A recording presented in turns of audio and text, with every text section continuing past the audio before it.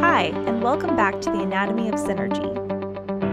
In this video, we'll introduce Synergy developers to object-oriented programming. We'll delve into the heart of what object-oriented programming is, and we'll explain objects and their corresponding classes.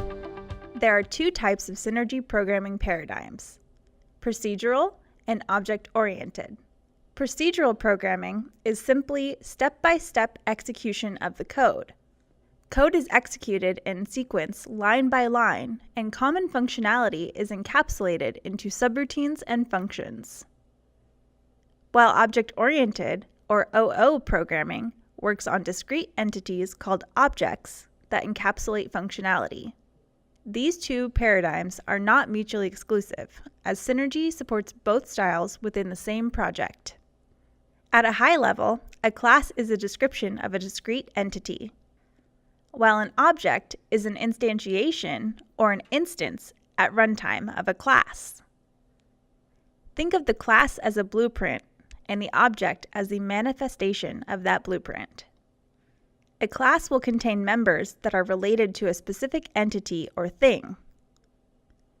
A well-written class will have members that are related to accomplishing a set goal, and it should be as discrete as possible.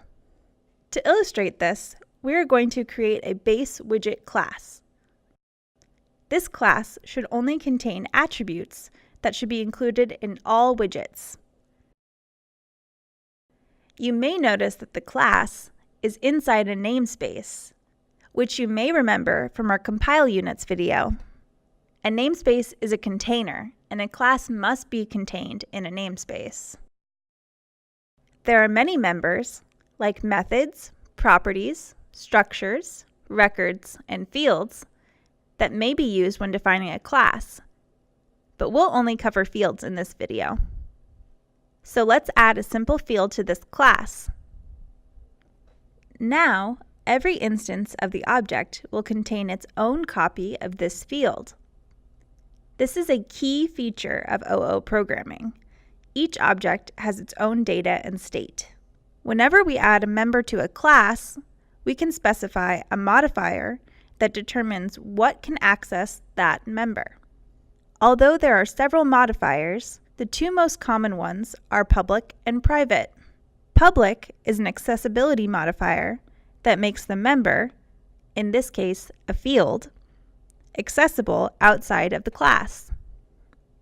In order to use the class we just created, we need to bring in or make available the namespace in which it is located. Since the namespace is already part of our project, we can make it available by using the import statement. All namespace imports must be the first thing in a file. Now that a class is defined, we can define a variable based on the class. Note the @ sign, which defines the variable as an object handle, and which is necessary when defining variables to be objects in Synergy. Class declarations can also be shortened to just the class type. Next, we'll instantiate the object variable using the new keyword. Now the accessible members of the widget class can be accessed with the object variable we just defined. For example, we can access the object widget instances myField based on the widget class and then populate it. Then we can see that it succeeded by checking it out in the debugger. But what if we had used the private accessibility modifier? Private is the default for many class members. When a member is private, only other members of the same class can access it. You can see here that attempting to access it in our mainline program results in errors. This only scratches the surface of the vast world of OO programming. Thanks for joining us, and be sure to tune in for our next video, where we'll discuss properties and methods that are available to Synergy developers using object-oriented programming.